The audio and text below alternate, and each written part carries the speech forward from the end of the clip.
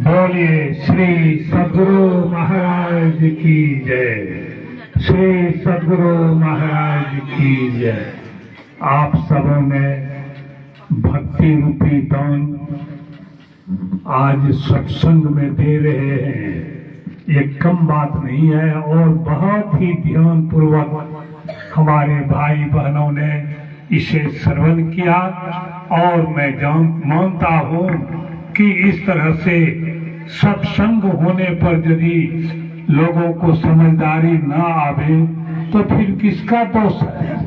तो इसीलिए अब हम पुरुषोत्तम बाबा से आग्रह करेंगे, निवेदन करेंगे कि आप अपनी पीयूष वाणी से हम लोगों को लाभान्वित करेंगे।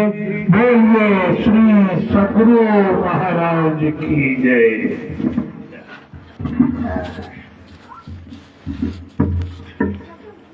आज हमारा सूरज मणि बाबा ने जो धनखता में प्रवचन किए हैं, मैं बाबा को कोटि कोटि नमन करता हूँ। कहते काल भी दया किया तो पुण्य की काम से, काल भी दया किया तो पुण्य की काम से, अब भजन करने से भाग बदल गया, अब भूखे को खाना देने से जान बच गया। बोलिए प्रेम से श्री सतगुरु महाराज की।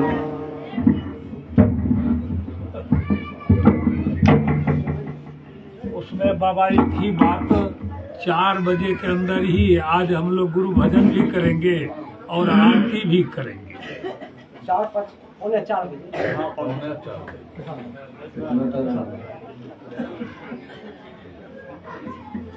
समय कितना हुआ? 3:45 हो रहा है समय।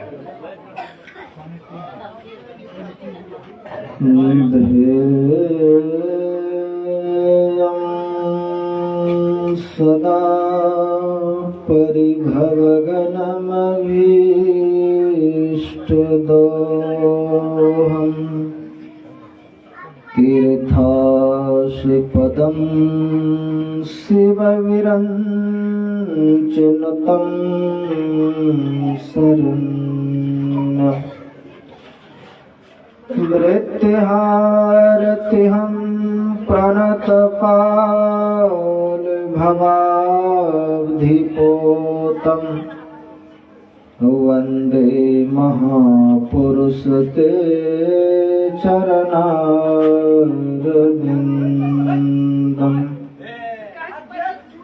आदि गुरुदेव अनादि गुरुदेव अनंत गुरुदेव अखिल गुरुदेव शरण गुरुदेव शरण गुरुदेव।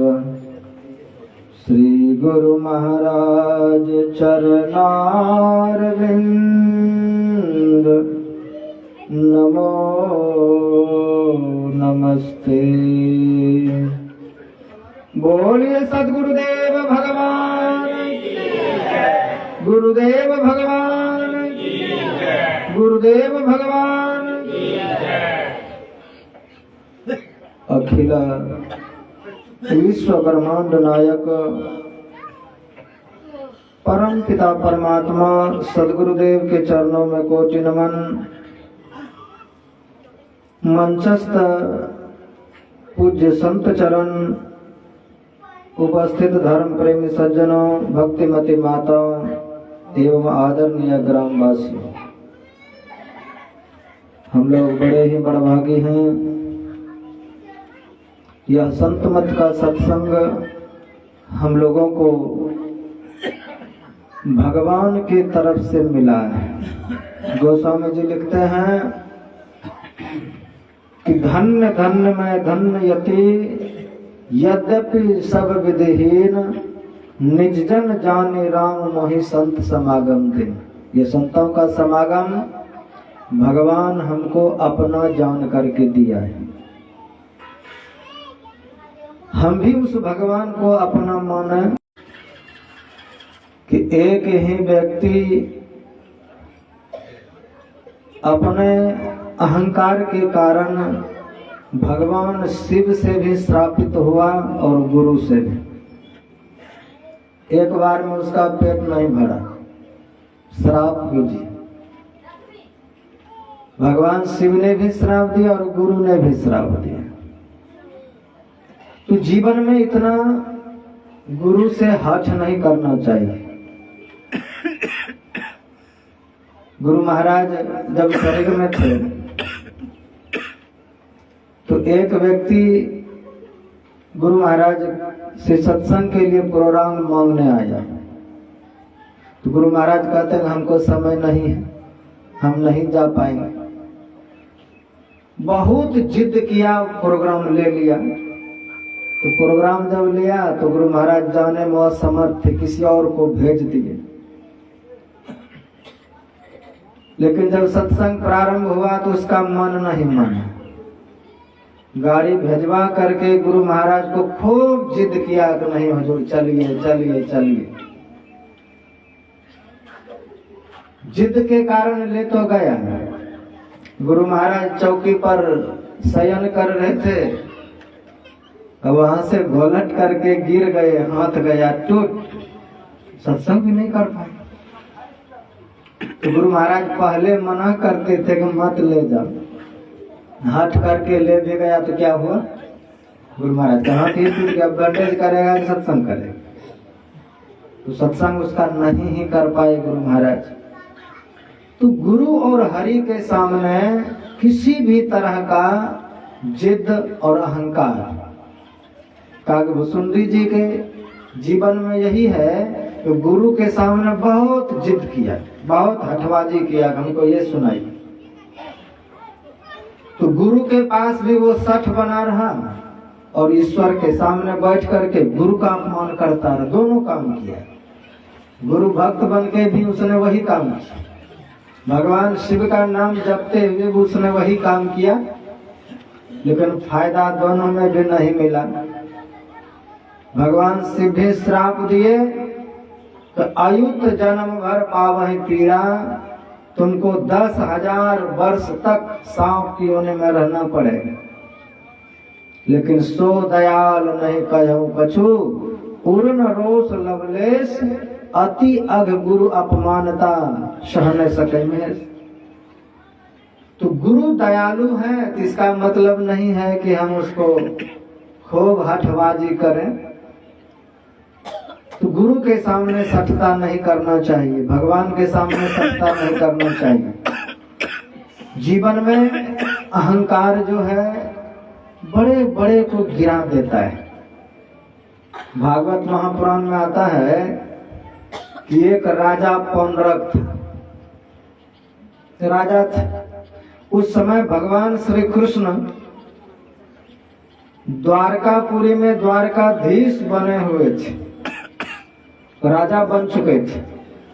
और जब भगवान कृष्ण द्वारकाधीश बने हुए थे तो स्वर्ग से देवी लोग, देवता लोग, संसार के जितने ऋषि मुनि थे सब द्वारकापुरी पहुंचते थे, दर्शन की लाइन लगी रहती थी। यश बढ़ती रहा था। तो कहा यह राजा पौंड्रक का एक मित्र था काशी नरेश। तो काशी नरेश को कहते हैं देखो राजा तो मैं भी हूँ, लेकिन ये द्वारकाधीश अपने आप को भगवान कैसे मानता है? कह रहे उसमें भगवान वाला चीज क्या है? वो गरुड़ से उड़ता है, तुम रथ से चलते हो, तुम भी भगवान बनो, कौन रोकता है? तो भगवान बनने की प्रक्रिया है कि ध्यान करके हम भगवान बने, लेकिन वो ध्यान करके भगवान नहीं बनना चाहा। का जैसा उनका वो गरुड़ है वैसा गरुड़ हम भी बनवाएंगे। और मिस्त्री से लकड़ी का गरुड़ बनवाया वैसा है। उस समय के समय बटन दाबिए तुरंत गरुड़ उड़ने लग जाए। तो गरुड़ बनाया, सुदर्शन चक्र भी बनाया, उसमें उंगली पर धारण कर तो घूमने लग जाए। और भगवान श्री कृष्ण जैसे थे उनका रूप देख देख करके अपना दाढ़ी मोछ बना ले, सुंदर सुंदर तिलक लगा ले, उसी तरह मोर मुकुट लगा ले, पीताम्बर पहन ले और मित्र को कहे कि देखो मित्र अब मैं भगवान बना कि नहीं? कहा मित्र उनसे तुम बढ़िया भगवान बने। अरे वो द्वारकाधीश क्या है? तुम ही असली वासुदेव हो। कहा अब तो भगवान बन गए, लेकिन एक संसार में दो भगवान ठीक नहीं होगा, एक ही भगवान रहना चाहिए। का एक भगवान रहना चाहिए तो वासुदेव कृष्ण को पत्र लिखो। तो काशी नरेश भड़काने वाले गलत संगति का परिणाम देते। तो काशी नरेश कहते हैं कि उसको पत्र लिखो कि अगर तुम अपना जान बचाना चाहते हो तो द्वारकापुरी छोड़ करके तुम कहीं चले जाओ, अथवा मेरी शरण में आ जाओ, मैं तुमको क्षमा कर दूंगा। भगवान को कहता। जब वह पत्र पहुंचा तो उद्धव आदि जो परम भक्त थे उसी के हाथ पत्र लगा। अब वो मुस्कुराए पत्र लेकर के भगवान श्री कृष्ण सभा में बैठे थे। का प्रभु एक विचित्र पत्र आया है, क्या है पढ़ो।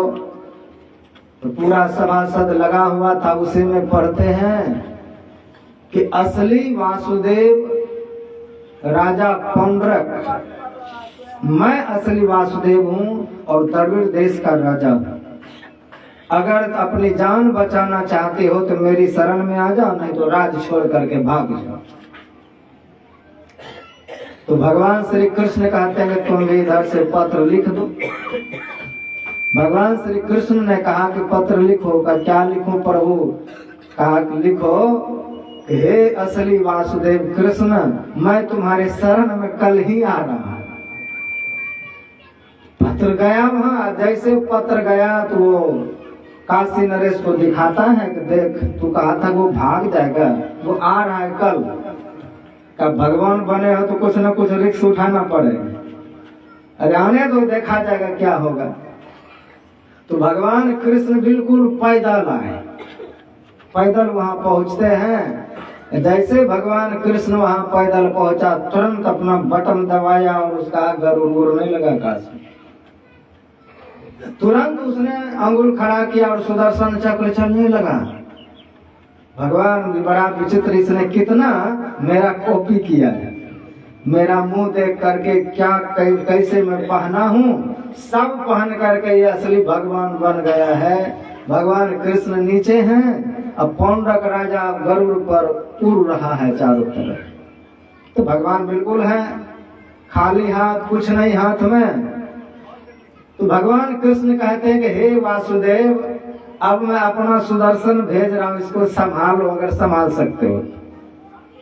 भगवान ने जैसे अंगुल खड़ा किया, सुदर्शन चक्र चलने लगा, उसका प्राण सूख गया। आया था खाली हाथ, ये सुदर्शन कहां से आ गया? कहा अब संभालो। तो सुदर्शन चक्र जब उसके तरफ बढ़ा तो भागेगा कहां वो मशीन वाला गरुड़? गरुड़ सहित उसका गला का वध कर दिया, गला काट दिया।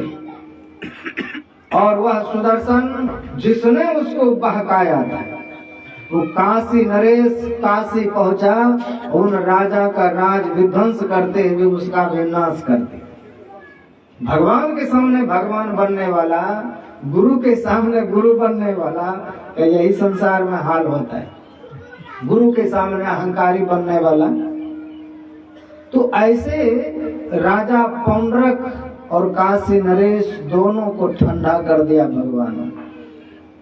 गोस्वामी जी लिखते हैं, सुकृत तजय न सुकृति, कपटी कपट न नीच, मरत सिखावन दे गया गिद्ध राजमारीच। का संसार में कपटी लोग भी हैं और कपटी लोग गुरु के पास भी जाकर के अगर कपट नहीं छोड़ सके, वहां भी जाकर के नीचता नहीं छोड़ सके, वहां भी जाकर के कुकर्म नहीं छोड़ सके, तब अब कहां छोड़ेंगे? और वहां जाने के बाद भी अगर जीवन में दुर्गति हो जाए, जीवन में नीचता आपको और नीचे की ओर लेकर के चला जाए तो क्या होगा? गोस्वामी जी लिखते हैं कि भगवान श्री राम का दर्शन मारीच ने कितना बार किया? एक बार तब किया था जब विश्वामित्र के यहाँ उसका यज्ञ भ्रष्ट करने के लिए पहुंचा था, तो वहां बिना फर का बाण मार करके उसको समुद्र के किनारे भेज दिया। तो भगवान श्री राम के बाण को भी वो पहचान गया और भगवान को भी पहचान गया। बिना फर का बाण मार करके भगवान ने हमको जीने का और संभलने का मौका दिया।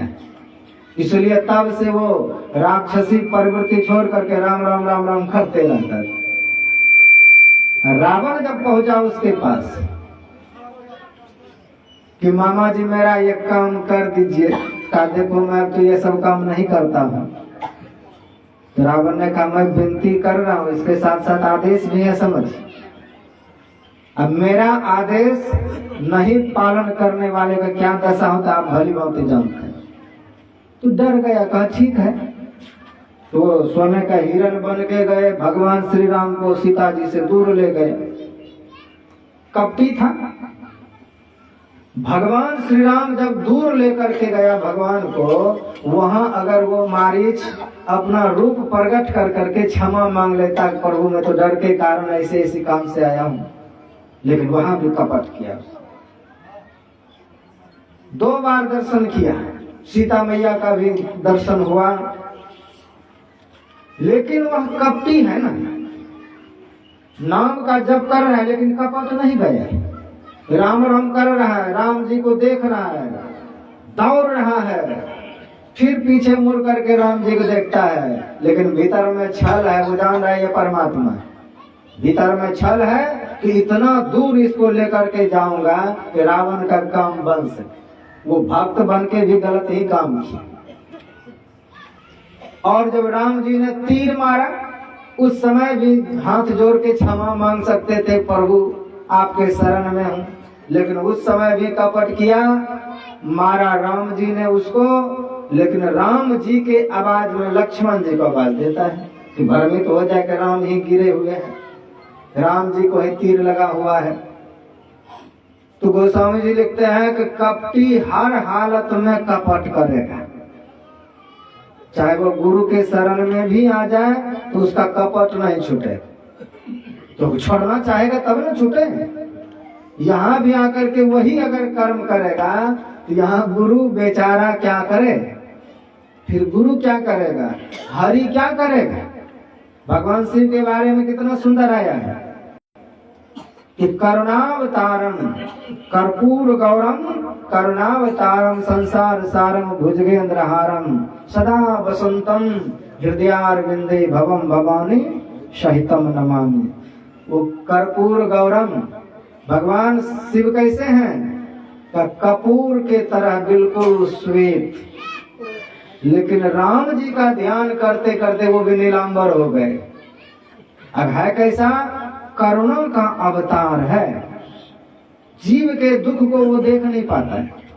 करुणा करके संसार को बचाने के लिए जिसने जहर पी लिया कि मुझे जो हो लेकिन ये संसार बचना चाहिए, करुणा करके इस जीव पर उसने वो जहर पी लिया। ऐसे करुणावान भगवान शिव के घर में रह करके, उनके मंदिर में रह करके, उन्हीं का नाम जप करते हुए उसने गुरु का अपमान कर दिया। बताइए, शिव मंदिर में है, शिव जी का नाम जप रहे हैं, लेकिन कैसे अहंकार पूर्वक मैं तो भगवान शिव का हो गया हूँ, ये मेरा क्या बिगाड़ है। बस आए हैं गुरु जी, आंख बंद किए बैठे हैं ताकि गुरु को ऐसा लगे कि हमने आपको नहीं देखा। भागवत महापुराण में एक प्रसंग आता है कि एक राजा इंद्रदुम्न अपना राजपाट छोड़ करके एक पहाड़ पर जाकर के ध्यान करने के लिए बैठ गए। उसी रास्ते से अगस्त ऋषि जा रहे थे। तो अगस्त ऋषि जो जा रहे थे, राजा को अहम हुआ कि मैं तो खुद राजा हूँ और राजपाट छोड़ करके यहाँ भगवान का भजन करने आया हूँ, ये ऋषि आ रहा है इसी रास्ते से, इसीलिए जानबूझ करके उसने अपना आंख बंद कर लिया। और अगस्त ऋषि भी समझ गए कि ये राजा हमको देखा है उठने के डर से आंख बंद करके बैठा है कि कहीं उठ के प्रणाम न करना पड़े, स्वागत न करना पड़े। लेकिन अगस्त ऋषि जान करके पीछे में जाकर के धीरे धीरे खड़ा हो गया। जब उसने विचार किया कि अब तो ये बहुत दूर चले गए होंगे, तो आंख खोला, चारों तरफ देख रहा है, किधर गया ऋषि? तो पीछे खड़े हैं। कहते अरे मूर्ख, तुम राजपाट छोड़ करके भगवान का भजन करने आए और महात्माओं से द्वेष। महात्मा को देख करके आंख बंद कर लिए, उठना न पड़े। तुम अब सब दिन ऐसे बैठे रहे, इसी तरह से अब बैठे रहना, इसलिए जाओ तुम हाथी के शरीर में चले। भगवान ने बचाया। आए थे भगवान का ही भजन करने, लेकिन उठना किन्हें प्रणाम?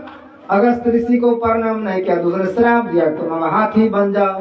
अब उसको अकल आया और अगस्त ऋषि का चरण पकड़ लिया कि महाराज मेरा उद्धार कब होगा, मेरा कब उद्धार होगा? कब उद्धार होगा? भक्ति का संस्कार है, भजन मत छोड़ना। तुम्हारा यही भक्ति का संस्कार तुम्हारा कभी न कभी उद्धार जरूर करेगा। कहते उसी समय एक देवताओं का कॉमेडियन, उसमें भी कॉमेडियन देवता होता है, जिसका नाम था हा हू उसका नाम था। तो वो किसी न किसी को हंसाने का काम करता था, मजाक बहुत करता था। एक देवल नाम का ऋषि पानी में खड़ा हो करके हाथ जोड़ करके वो ध्यान करता था। और वह क्या करे देवल ऋषि, जब वो ध्यान करने लगे तो पानी में गोता मार करके और धीरे धीरे जाके उसका पैर पकड़ लिया खूब जोर से। अब तो देवल ऋषि छटपट करेगा, हमको पकड़ लिया मगरमच्छ ने। अब खूब तड़प गए, बचाओ बचाओ, हमको अजगर ने पकड़ लिया, इस पानी में मगरमच्छ ने पकड़ लिया, अब हमको मार डालेगा। खूब जब बेचैन हुआ तो पैर छोड़ करके बाहर निकले। अब पैर छोड़ करके जब बाहर निकले तो बड़ा क्रोध हुआ, तो मूर्ख तुम तो मेरा प्राण ले लेता, जैसा कोई मजाक होता है? जाओ तुम इसी तरह से दूसरे को पैर पकड़ते रहना, जाओ तुम मगरमच्छ हो जाओ।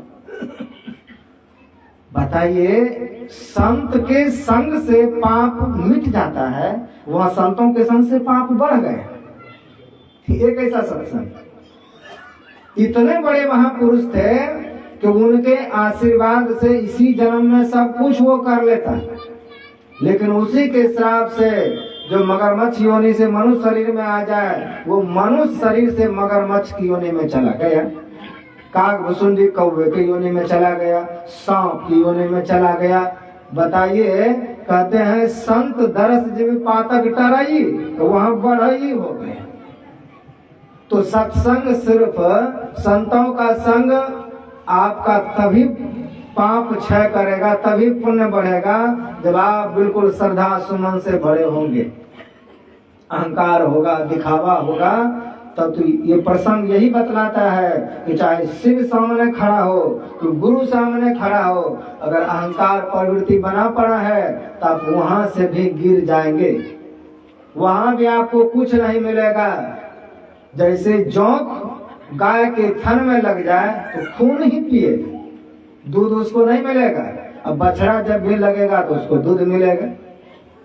का उसी तरह इस संसार में जो अहम प्रवृत्ति पाले हुए हैं, अहंकार है, का ये आपको गिराता है। गुरु महाराज कहते हैं अहंकार से सब कुछ विनाशय, अहंकार से सब कुछ का विनाश हो जाता है।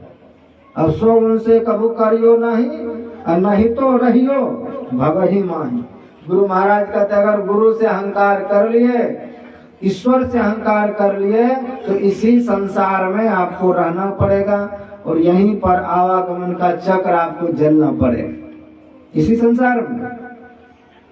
तो हरि हो कि गुरु हो कि विष्णु हो, कहते इनके समक्ष जाने पर भी अगर आप शुद्ध बुद्ध नहीं हो पाए, अपने आप को नम्र नहीं बना पाए, तो वहां से भी कुछ भी नहीं मिलेगा। गुरु महाराज का सबसे पहला शिष्य, सबसे पहला शिष्य कौन है? उससे भी पहला कौन? गुरु महाराज को चढ़ाया था, गुरु महाराज को चढ़ा दिया था। बालक, उसको अपने से पढ़ाते थे गुरु महाराज। उस समय संसेवी बाबा का भी कोई आता पता नहीं, कोई बाबा ही नहीं। तो पहला शिष्य हुआ, गुरु महाराज को चढ़ाया था, पढ़ाई लिखाए तो ढिठपनी करे गुरु महाराज। जब धीरे धीरे बड़ा हुआ तो गुरु महाराज उसको महात्मा बनाना चाहते थे कि महात्मा किसी ने चढ़ाया है तो महात्मा बने। चढ़ाया हुआ क्या बनेगा, अपना जब संस्कार नहीं है तो वह कहता है कि नहीं हम विवाह करें। तो बकरी घास खाते तो मैं करता है, मैं यहाँ क्या करूंगा आपके पास में, हम विवाह करें। अंततः गुरु महाराज से हठबाजी किया और विवाह उसने किया। गुरु महाराज को छोड़ के चला गया, तो छोड़ के चला गया तो विवाह किया तो जीवन बड़ा दुख तकलीफ में रहा। अब दिन रात वो वहां परेशान हो, गुरु महाराज मुझ पर दया कीजिए दया कीजिए। अब मैं तुमको कहा था, तुमको तो शरण में रखा था, वहां जाकर के भी ऐसे महापुरुष के जाकर के भी पास में रह करके भी नजर के सामने रहकर उसको कुछ नहीं मिला, गिर गया वहां से। बड़े बड़े महापुरुषों के समीप रहने वाले आपको साधारण सत्संग से भी गया बीता मिलेगा। क्यों? क्योंकि उसको लगता है जैसे हम हैं वैसे ये हैं। तो बड़े बड़े महापुरुष के संग में रहने वाले को कभी कुछ नहीं मिल पाता है। कई बार होता है गुरु से बहुत लाखों कोसों दूर है, सब चीज पा लेता है। संतों के संग में रहने वाले कितने चोर मिलेंगे आप, गुरु महाराज का धन हड़पने वाले बहुत है। बड़े बड़े महाराज के संग में सिर्फ पैसे उठाने वाले बहुत है, ऐसे जो चोर प्रवृत्ति से भर गया रहता है। गुरु के पास महल बन रहा है, कहाँ जमीन अपने घर बन, बहुत ऐसे चोर है कि क्या है वो। साधारण सत्संगी वैसा नहीं होगा, लेकिन बड़े महापुरुष के समीप में रह करके वो चोर बन गया है। वो सेवक नहीं है, पैसे के बल पर रह रहा है, पैसे के लिए रह रहा है, पैसे झपटने के लिए रह रहा है। मौका मिले तो गुरु को मार भी डाले। गोस्वामी जी लिखते हैं, ब्रह्म ज्ञान बिन नारी नर करे न दूसर बात, कौड़ी लागी लोभ बस करे विप्र गुरु घात। का ऐसे भी लोग हैं संसार में कि धन के लिए गुरु तक को मार देता है, जहर दे देता है। हमारे वृंदावन में एक संत हुए उड़िया बाबा। उड़िया बाबा का चरित्र वाणी थोड़ा सा गुरु महाराज ने लिया है। तो उड़िया बाबा का एक चेला था, गुरु महाराज से उड़िया बाबा से निवेदन करते हैं कि गुरुदेव आपको तो बहुत धन चढ़ता है, कुछ धन अगर हमको धन दे दें तो मैं कुछ घर का कार्य कर लूं। इतना दिन आपकी सेवा किया है। तो भक्तों ने सुन लिए। भक्तों ने जब सुना तो उड़िया बाबा कहते हैं कि देखो धन आएगा तो हम दे देंगे, ये चढ़ावा धन खाना नहीं चाहिए, वैसे आएगा तो मैं दे दूंगा। उसी दिन से भक्त लोग चढ़ाना छोड़ तो हम देंगे गुरु महाराज को, गुरु महाराज इसको दे देंगे। तो धन देना बंद कर दिया। धन देना जब बंद कर दिया तो सेवा में थे, लेकिन मन में था कैसे गुरु को तो काट देना चाहिए। इतना दिन सेवा किए तो थोड़ा सा धन मांगे तो नहीं दिया।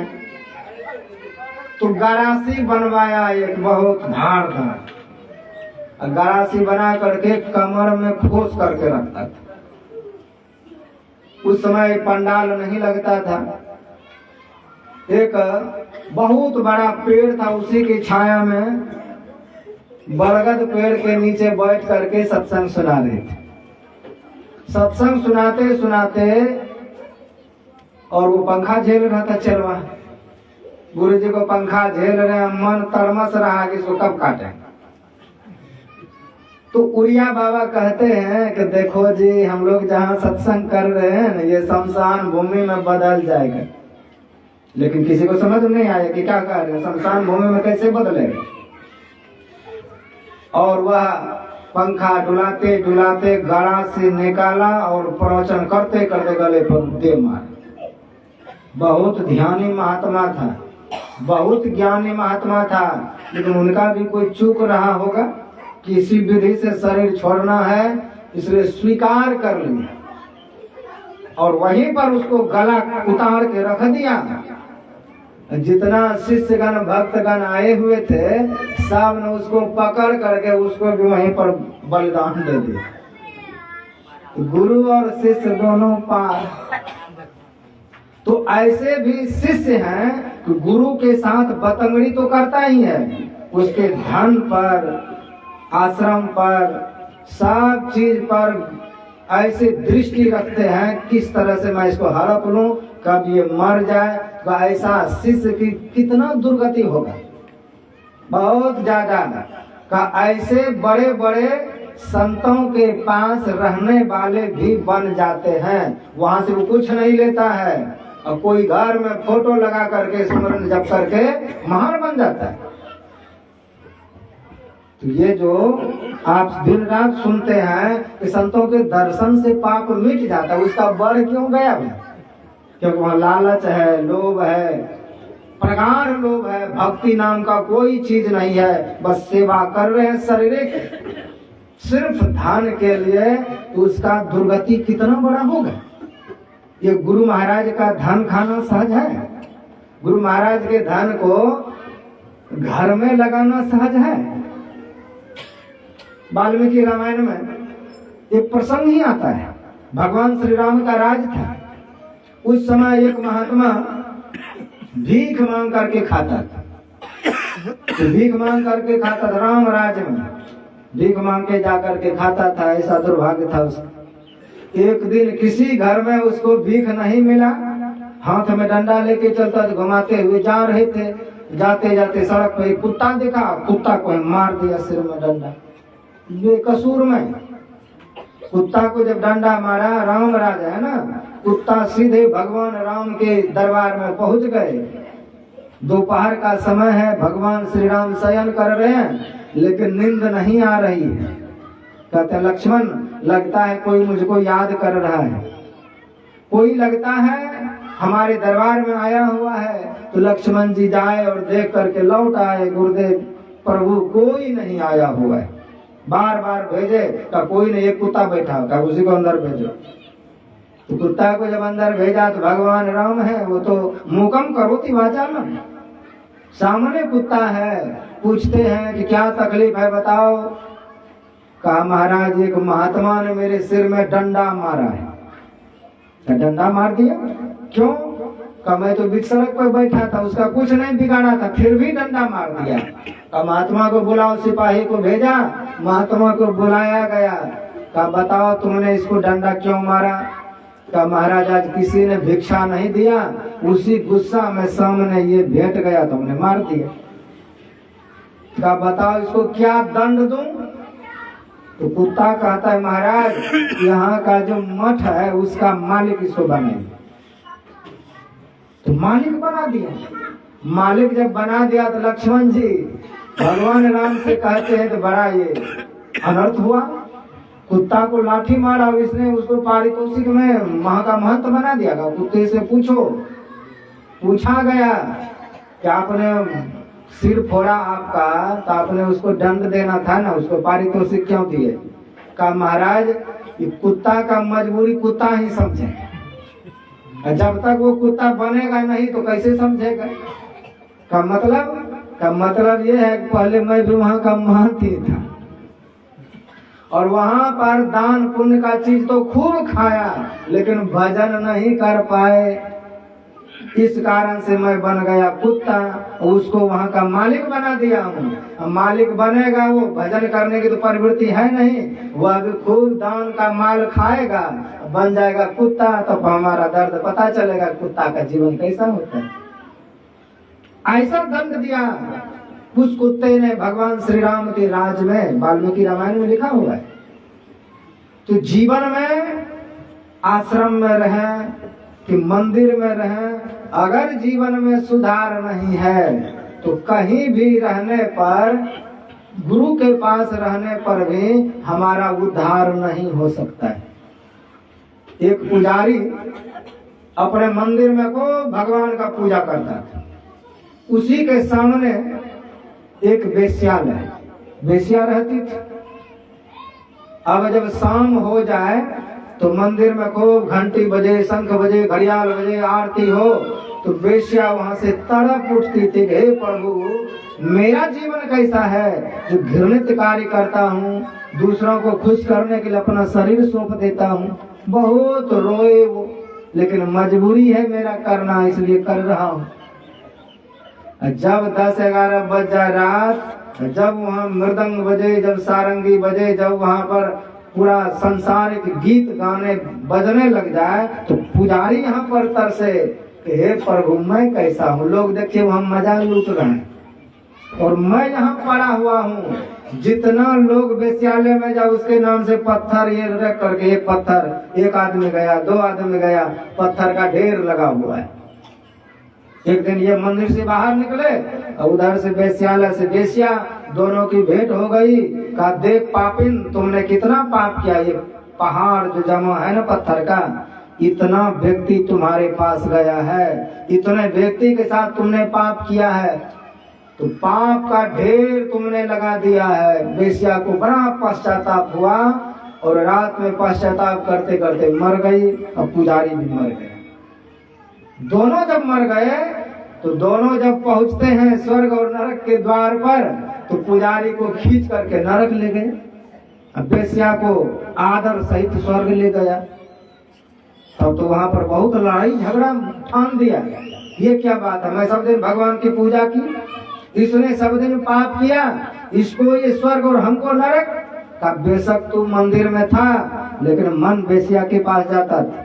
ये बेशक वेश्या थी कर्म से, लेकिन इसका मन सदैव रोता रहा, हे प्रभु मुझको किस घृणित कार्य में रखा है कि इसका मन मंदिर में रहा, तुम्हारा मन वेश्यालय में रहा, तो नरक नहीं जाओगे तो कहाँ जाओगे।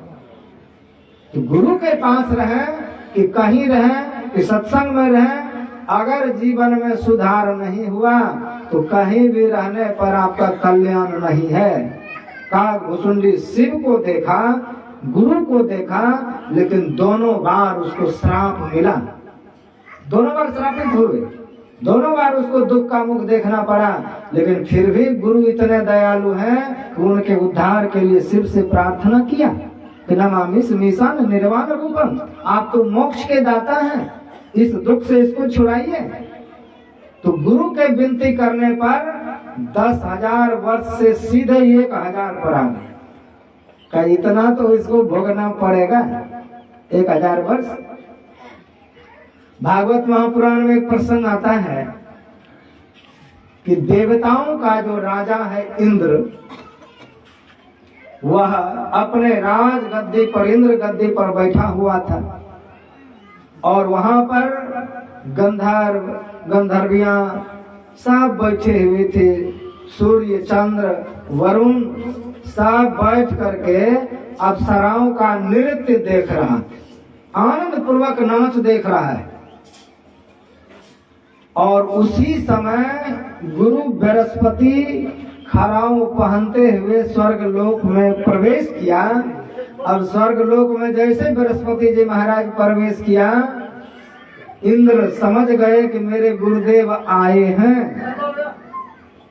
लेकिन ये जो इतना महोत्सव हो रहा है, इस महोत्सव के बीच में गुरु महाराज का हम स्वागत करेंगे, माला पहनाएंगे, बैठाएंगे, तो नाच का जो मजा है ना वो खराब हो जाएगा। गुरु आया है तो आए, अपना सीट देख करके बैठ लेगा।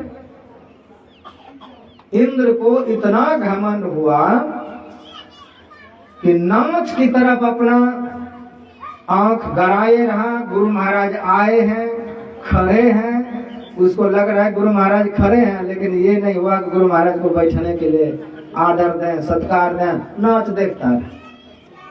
तो परिणाम क्या हुआ, गुरु बृहस्पति वहीं से बिना बैठे धीरे धीरे पीछे निकल गया और स्वर्ग का त्याग करके चला गया कि जहां पर शिष्य अहंकारी हो जाए वहां पर हम किस लिए जाएंगे, अब हमको यहाँ पर रहना ही नहीं।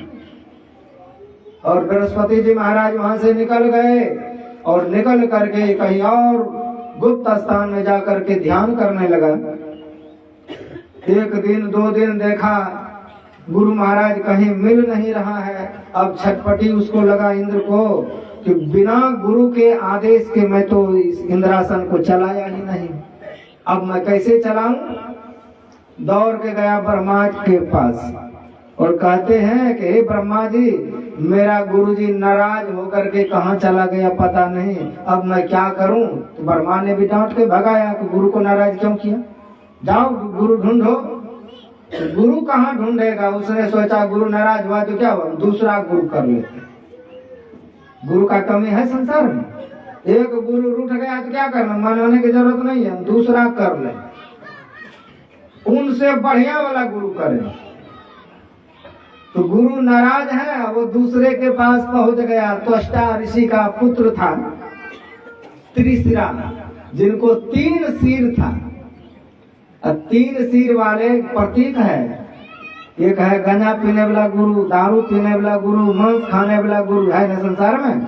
खुद भी खाते और चेलों को भी खिलाते हैं, खुद भी पीते हैं चेलों को भी पिलाते हैं, खूब मस्ती के साथ, खूब मस्ती के साथ। एक बार मैं नोएडा गया था, पंचमुखी हनुमान मंदिर, उसी में रात्रि रहने का सौभाग्य हुआ। तो रूम तो दिया हमको ठहरने के लिए, हम सोचे ये कौन सा महान था, एक बार मिल लें उनसे। मिलने के लिए जब उसके रूम में गए तो देखते हैं पूरा जैसे ठंडे में अभी धुंध नहीं है, ऐसा धुंध छाया हुआ पूरा, और जैसे घुसे तो पूरा दुर्गंध आया, ये गांजा का धुआं पूरा छाया हुआ है। तो भीतर 1 सेकंड नहीं रह सके, बाहर आए और मन करेगा भी झोला उठा के यहाँ से निकल जाए।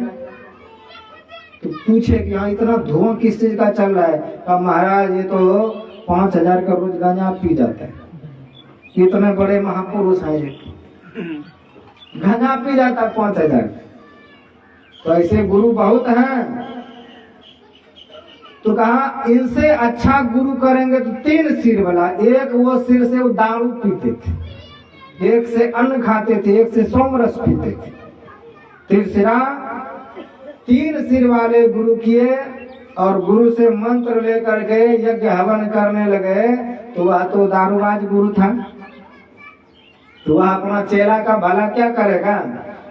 वहां पर जो यज्ञ हवन कर रहे थे, उनकी जो माँ थी, उनकी माँ का वो राक्षस खानदान से थी, इसलिए जितने असुर थे उनके मामा थे, और अपने मामा का अहित नहीं चाहते थे, इसलिए मामा के नाम से छुप करके स्वाहा उनके नाम से भी कर देते।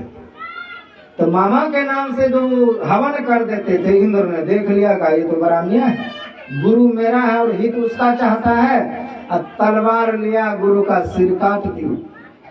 गुरु का जब सिर काट दिया तो ब्रह्म हत्या बड़ा भयानक लगा गुरु मारने का, इतना बड़ा ब्रह्म हत्या लगा, गुरु हत्या, उसका शरीर बिल्कुल काला पड़ गया। देखिए पाप जब करेंगे तो आप तेजहीन हो जाएंगे, जो भी पाप करेंगे आपका तेजहीन हो जाएगा, शक्तिहीन हो जाएगा। रावण जब सीता जी को उठाने के लिए गए हैं, गोस्वामी जी लिखते हैं सोन की नानी, जैसे कुत्ता है, कुत्ता आपके घर में जब चोरी करने जाता है तो वो जानता है कि मैं चोरी करने जा रहा हूं,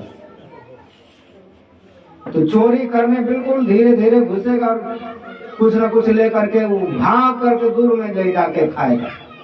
तो कुत्ता को भी पता है ये चोरी का रोटी है, कोई देखेगा तो पीटेगा, इसलिए जिस घर में चोरी करेगा वहां से भागेगा, रोटी लेकर के बहुत दूर में जाके खाता है।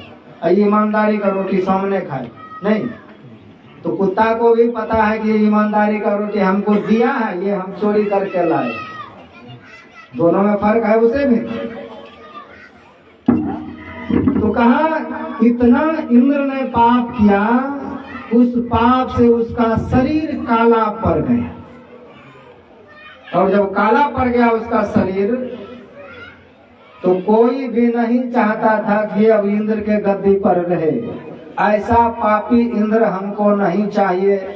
अब ब्रह्म हत्या उसके पीछे पीछे दौड़े कि ठहरो इंद्र, मैं तुमको फल चखाऊंगा, तुम ठहरो। उस पर सवार होना चाहते थे। इंद्र भागता जाए तो सप्त ऋषि से पूछा कि महाराज क्या करें, अब ये तो पाप हो गया, एक गुरु के नाराज करने से इतना भयानक पाप लगा है कि अब मैं कहीं भी स्थिर नहीं रह पाता हूँ, क्या करूं? देवता है ना, इसलिए इंद्र ने विचार किया कि यह पाप मैं बांट देता हूं। तो किसको बांटोगे? तो कहा नदी को, एक भाग नदी को दिया। और नदी को जब वह पाप दिया, एक अंश नदी को दिया, दूसरा अंश पृथ्वी को दिया। जो पृथ्वी में ऊसर भूमि होता है वो इंद्र का दिया हुआ श्रापित है। तीसरा भाग वृक्ष को दिया और चौथा भाग स्त्री को दिया। कहते मासे प्रदर्शते, जो रजो धर्म है का उस समय आप कोई भी देवता को, कोई भी धर्म ग्रंथ को नहीं छू सकते। उस समय तुलसी नहीं छू सकते हैं, उस समय परपुरुष का दर्शन नहीं कर सकते हैं, किसी को आप भोजन बना करके नहीं दूसरे को दे सकते हैं, पानी नहीं दे सकते हैं, बहुत तरह का है, सब जानते हैं। तो कहा ये 4 को दिया, और 4 को जब दिया तब इंद्र पुनः निष्पाप हो पाया, वो देवता है, दूसरे को दे दिया, उसके बदले में थोड़ा थोड़ा फल दिया। का त्वष्टा ऋषि को जब पता चला कि मेरे पुत्र को पहले तो गुरु बनाया फिर उसको मार डाला, तो अब विचार किया कि मैं ऐसा पुत्र जन्म दूंगा जो इंद्र को मारने वाला हो। क्रोध में यज्ञ, क्रोध में जप, क्रोध में आपको कुछ नहीं करना चाहिए। क्रोध का किया गया जो है ना अच्छा नहीं होता है। क्रोध में किसी को वचन दे दीजिए, बाद में पछताएंगे, मैं तो क्रोध में दे दिए। तो क्रोध में जो यज्ञ कर रहे थे और संस्कृत शब्द जो है कुछ गलत बोला गया, चाह रहा था कि ऐसा पुत्र मैं जन्म दूं जो इंद्र को मार सके, लेकिन गलती हुई तो ऐसा पुत्र जन्म लिया जो इंद्र से मरने वाला पुत्र जन्म ले लिया, वृत्तासुर नाम का। फिर वो युद्ध करने के लिए गया, का वृत्तासुर इतना लंबा चौड़ा था कि इंद्र को पकड़ के सीधे रसगुल्ला की तरह खा गया। जब खा गया तब इंद्र उस वृत्तासुर के पेट में गुरु मंत्र का नाम जप रहे हैं कि गुरु महाराज रक्षा करो, पुराण का गुरु का मंत्र जाप कर रहा है। तो मंत्र जाप कर रहे हैं और हाथ में जो वज्र है उनसे काट भी रहे हैं का इंद्र को 1 साल लगा उस वृत्तासुर के पेट से बाहर निकलने। गुरु मंत्र जप रहा था तो इनसे वो सुरक्षित रहा, पचा नहीं, बाहर निकला तो फिर उसको पाप लगा। अब फिर जब पाप लगा तो कहा अब किसको हम पाप बांटे, तो कोई लेने को तैयार नहीं हुआ। कहा ऐसा इंद्र अब इस गद्दी पर नहीं बैठेगा, दूसरा इंद्र लाया जाए। तो वह इंद्र उस समय स्वर्ग छोड़ करके, देखिए पाप कैसा होता है, स्वर्ग छोड़ करके गुरु महाराज को ढूंढे, गुरु महाराज से निवेदन किया कि गुरु महाराज रक्षा कीजिए।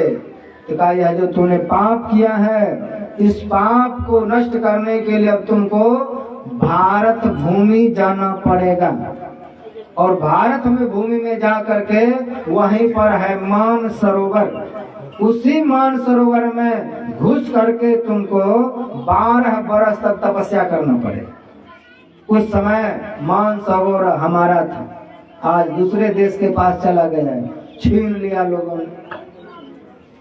तो वह मान सरोवर जहाँ जाने के लिए अब पैसा बहुत खर्च होता है, तब जहाज से जाइए, चाइना नेपाल होते हुए जाइए। तो उस मान सरोवर में पानी के भीतर घुस करके इंद्र वहीं पर ध्यान करने लगा। और इधर राजा नहुस तब तक इंद्र बने, उसकी पत्नी को वह भी हड़पना चाहा। बताइए कितना बड़ा गड़बड़ी हुआ एक गुरु के अपमान से। राजा नहुस इंद्र बने, वह भी सची को प्राप्त करना चाहे, वह भी विवाह करना चाहे, लेकिन गुरु के युक्ति के अनुकूल होकर के सची ने विवाह करने के लिए स्वीकृति दिया और ऋषि से श्राप पा करके राजा नहुस भी सर्प योनि में चला गया। कैसा सर्प योनि में? का वहाँ सप्त ऋषि हैं जो इस पूरे ब्रह्मांड को अपने ज्ञान से कायम रखता है। ऐसे संत ऋषि का दर्शन करने वाला वो राजा नहुस सांप बन गया। बताइए, एक ऋषि की बात छोड़िए, वहां पर 7 ऋषि हैं, उनके कंधे पर दुल्हा बाबू बैठ के विवाह करने जा रहे हैं। सप्त ऋषि के कंधे पर बैठकर एक ऋषि जीवन में मिल जाए तो जीवन का भाग खुल जाए। वहाँ 7 ऋषि थे, उनका दर्शन होता है, उनका सत्संग मिलता है, तब पर भी कुकृत करने के कारण राजा नहुस सांप के योनि में चला गया। अब बताइए, एक महात्मा की बात रहे तो वहां तो सत्संग किया, 7 ऋषियों को देखा, तो सिर्फ सत्संगति आपको मोक्ष ही नहीं देता है। इस सत्संग में आकर के आप अहंकारी होंगे, लोभी होंगे, लालची होंगे तो उसका परिणाम अलग हो जाएगा। इसलिए कबीर साहब कहते हैं, गुरु बेचारा क्या करे, वह गुरु करेगा क्या? आप आए ही बड़े गलत भाव से। टाइम ज्यादा हो गया कितना?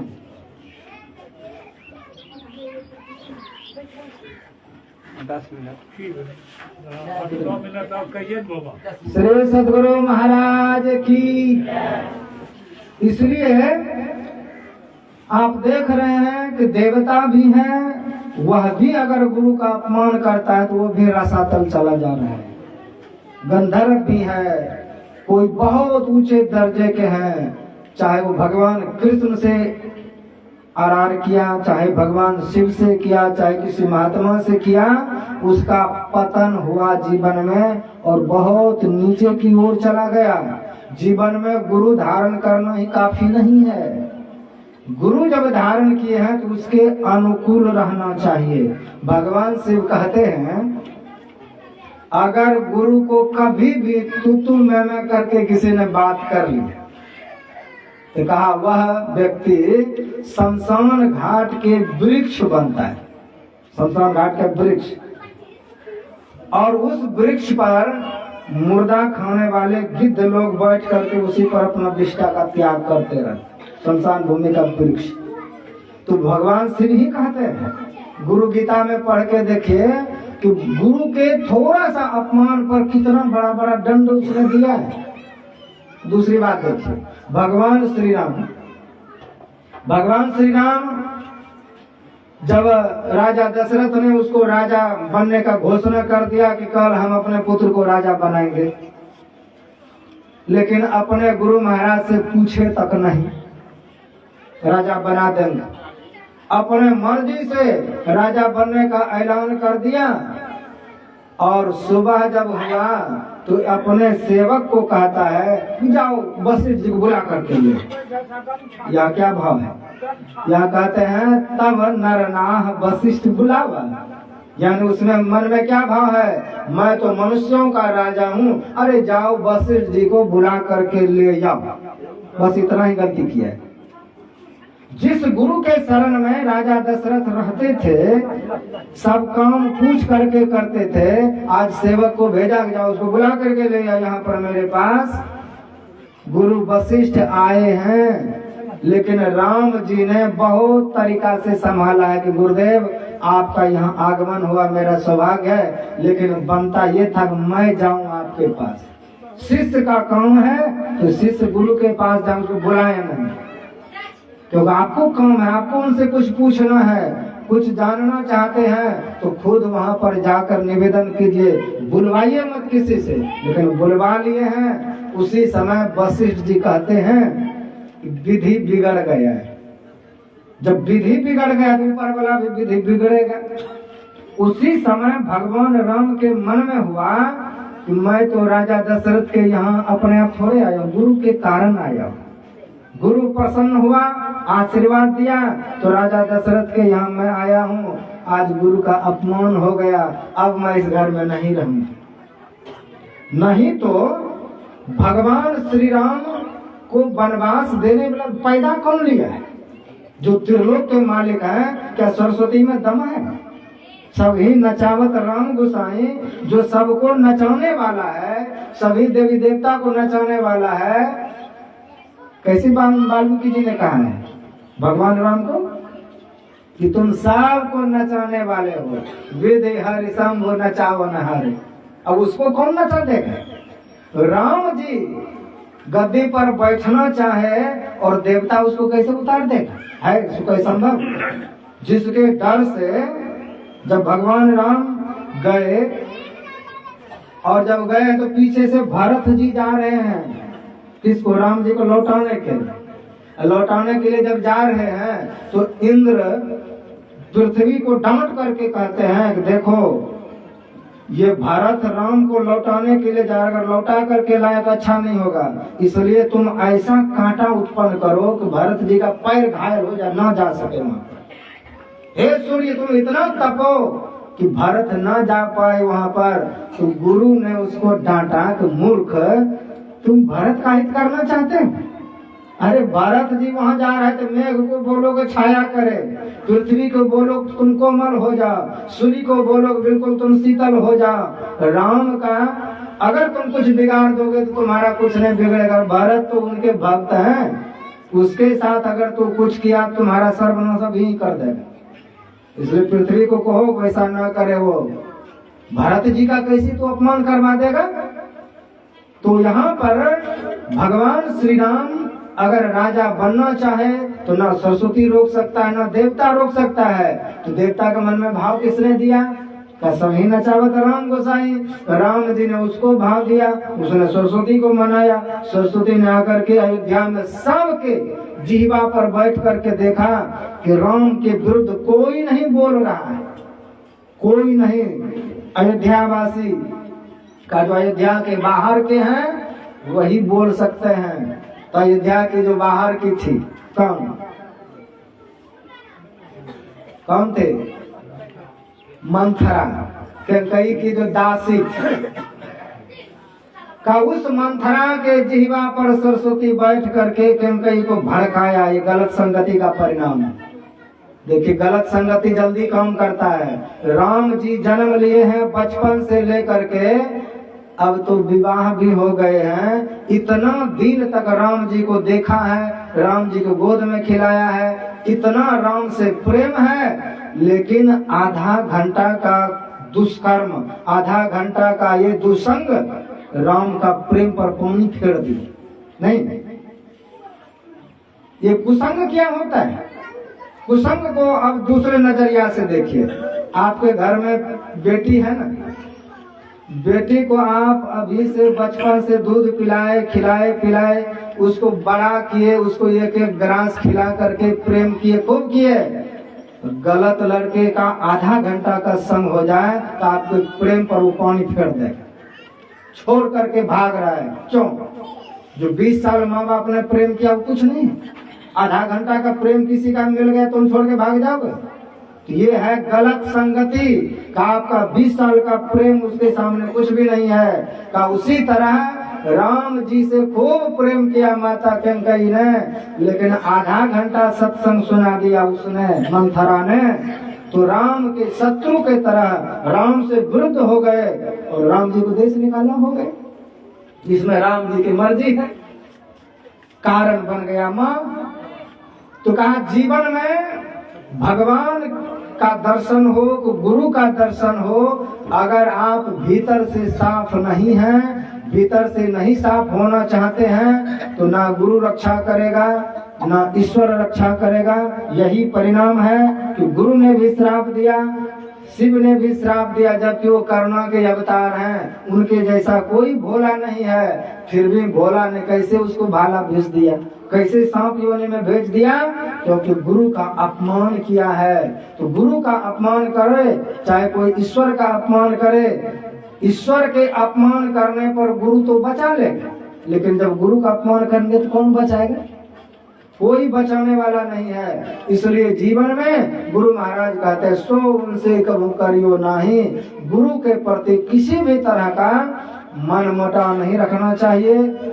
यहाँ तक कहा है शास्त्र में आपको लगे कि गुरु महाराज मेरा बहुत क्रोध कर रहा है, तो गुरु में देख लीजिए आपके नरसिंह भगवान है, लेकिन दोष मत देखिए कि मेरा गुरु क्रोधी, यहाँ तक का है। अगर उसमें दिखे तो गुरु महाराज हमको बहुत डांटता है, तो उसमें दोष मत देखिए। गुरु महाराज जो अपने गुरु महाराज की सेवा में थे, पैदल चलते थे, खरीद करके लकड़ी लाते थे, चावल लाते थे, दाल लाते थे, तब अपना बनाते खाते थे। तो जब चूल्हा बनाकर भोजन करते थे, एक दिन भोजन किए और चल पड़े, तो गुरु महाराज पूछते हैं, बाबा देवी साहब अरे कुछ बचा भी था? का गुरुदेव कुछ तो बचा नहीं, तो लकड़ी अध जला बचा हुआ। कैसा तू मूर्ख है, साधु बनेगा? उसमें पैसा नहीं लगा था, अध जला लकड़ी कैसे छोड़ दिया? तो कहा गुरुदेव गलती हो गया, वैसा नहीं करेंगे। दोबारा जब वही हुआ, भोजन बनाए, तो गुरु महाराज ने जला लकड़ी भी ले लिया पोटरी में, वो अभी लेकर के जा रहे हैं। तो कहा लाला कुछ बचा भी है? तो गुरुदेव आज नहीं बचा है। का जला हुआ लकड़ी था, हम पोटरी में बांध लिए हैं। का कैसा महात्मा है? तुम महात्मा बनने का लक्षण है, जला हुआ लकड़ी में नहीं फेंक सका। तो हर हालत में गुरु महाराज को डांट पड़ता था, सही काम करे तो भी और थोड़ा छूट जाए तो भी। तो सब तरह के डांट फटकार सह के भी गुरु के शरण में रह करके भजन करना चाहिए। का इसी से आपका सुधार होगा।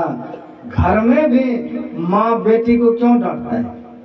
बाप क्यों अपने बेटे को डांटता है? बिना गलती का भी बेटी को इसलिए डांटता है कि मेरा डांट सहा हुआ रहेगा, सास का डांट भी सह लेगा। बिना गलती का माँ भी डांट देता है थोड़ी थोड़ी बात पर, इसीलिए कि सहनशील होकर के यहाँ से जाएगी तो ससुराल में सास की डांट भी बढ़िया से सह सकती है, और नहीं तो थोड़ी बात में अलग बिलग हो जाएगा।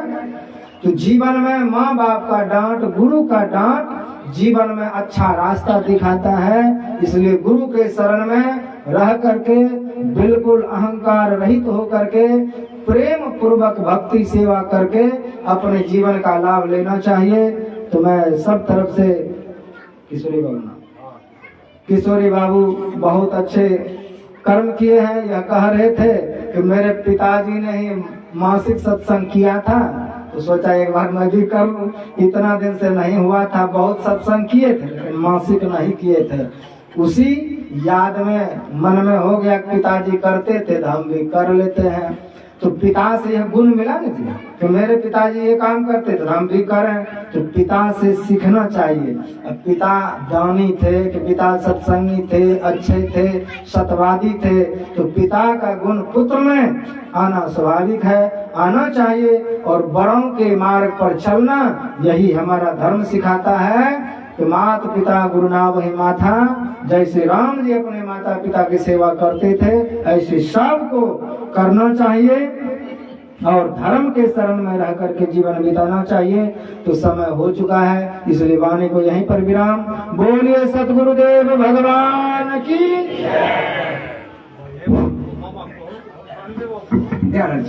आज हमारे पुरुषोत्तम बाबा ने हमारे गोवर्धन खेतों में आकर जो प्रवचन किए हैं, मैं पुरुषोत्तम बाबा को कोटि कोटि नमन करता हूँ।